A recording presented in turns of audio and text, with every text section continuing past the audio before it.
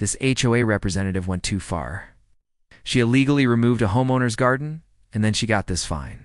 In quiet suburban neighborhoods across the nation, homeowners associations, or HOAs, play a part in keeping order and aesthetics in check. Rules are generally simple. Mow your lawn, paint your house with approved colors, and maintain the general tidiness of your home.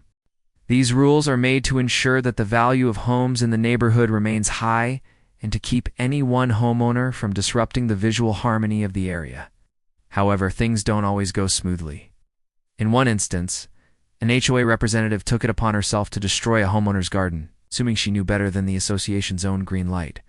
But this proved to be a grave mistake. Get ready to meet Sarah Mitchell, a middle-aged woman living in a quiet neighborhood known for its lush gardens and tree-lined streets.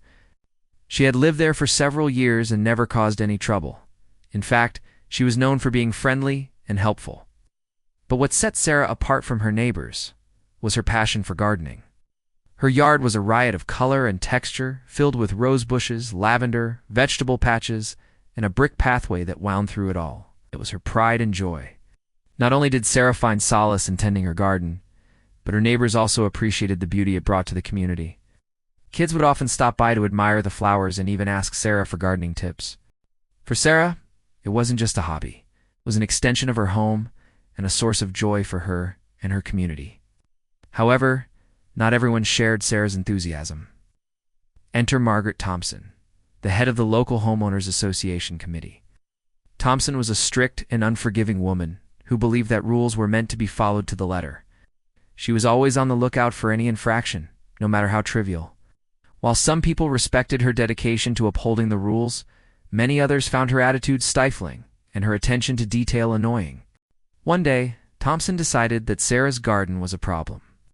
Despite the fact that Sarah had received approval from the HOA to build her garden 2 years ago, Thompson claimed that the garden was out of compliance with the community's aesthetic guidelines. She sent Sarah several warning notices highlighting issues such as the color of the flowers, the height of the plants, and the design of the brick walkway. But Sarah felt that these warnings were unjustified. Since she had followed all the necessary procedures and had all the required approvals. Despite the warnings, Sarah continued to tend to her garden, finding solace and joy in the process. But little did she know that Thompson was preparing to make her next move. Thompson continued to harass Sarah about her garden, much to the disapproval of most of the other neighbors. They admired Sarah's garden and felt that Thompson was being unnecessarily harsh. But Thompson was not backing down. She wanted to make an example out of Sarah, showing everyone that the rules would be enforced no matter what. As the tension between Sarah and Thompson escalated, Sarah began to feel isolated and frustrated. She loved her garden and saw no reason why it should be dismantled. Yet she couldn't shake off the feeling that she was being targeted for no good reason. Then one weekend, when Sarah went out of town to visit her family, Thompson took her chance. With Sarah away, Thompson brought in a team of workers and had them destroy Sarah's garden. She watched as her beautiful flowers were torn out, her plants uprooted, and her brick walkway smashed. She felt a sense of satisfaction knowing that she had finally gotten rid of the eyesore that was Sarah's garden. When Sarah returned home from her trip, she was shocked to find that her garden, which had been a source of pride and joy for her, was completely destroyed. She felt devastated and angry. She couldn't believe that someone could be so cruel and malicious. Upon closer inspection, Sarah noticed that Thompson had also damaged some of her property, including her irrigation system, flower pots, and garden tools. She felt that Thompson had overstepped her authority and had acted in a way that was not only unethical, but also illegal. After recovering from her initial shock, Sarah decided that she was not going to let Thompson get away with what she had done. She knew that she had a strong case against Thompson, and that she deserved to be held accountable for her actions.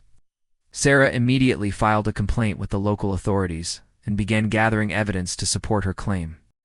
She contacted her neighbors, some of whom had witnessed Thompson's actions, and they came forward to support her. Meanwhile, Thompson, confident that she had acted within her rights, showed no remorse for what she had done. She even went as far as to send Sarah a letter stating that she had acted within the confines of the law, and that Sarah had no grounds for her complaint. As the investigation progressed, it became clear that Thompson had indeed acted illegally. Not only had she not obtained the proper authorization to remove Sarah's garden, but she had also damaged Sarah's property without her consent. The local authorities were appalled by Thompson's behavior and decided to take swift and decisive action. Thompson was fined $3,000 for each of the 12 violations and was ordered to pay Sarah for the cost of repairing the damage that she had caused. Additionally, she was suspended from her position in the HOA and was barred from holding any leadership position in the organization in the future.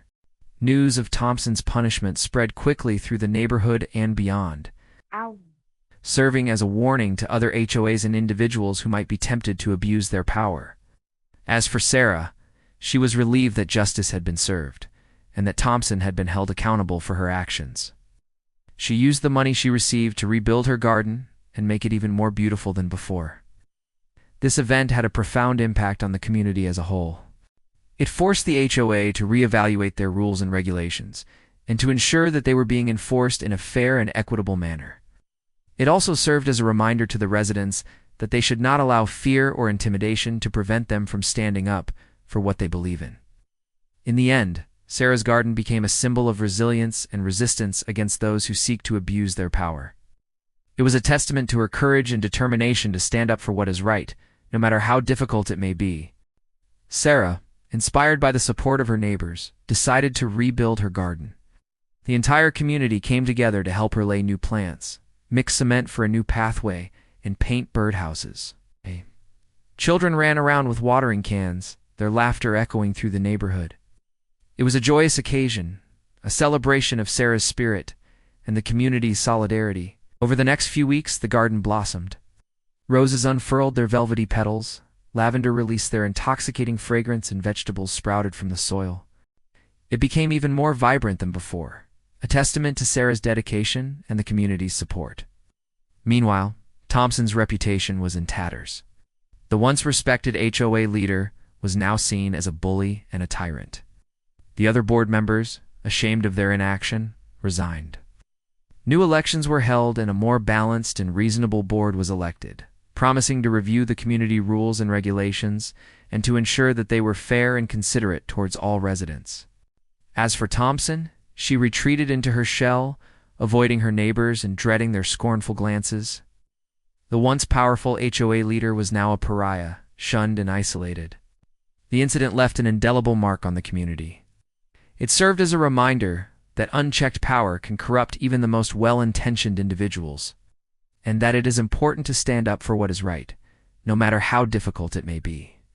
This was a clash between an HOA representative's abused power and a homeowner's unyielding spirit. In the end, justice prevailed, reminding us that no one is above the law and that true strength lies in standing up for what is right. The destroyed garden became a catalyst for positive change, fostering a deeper sense of community and understanding among the residents.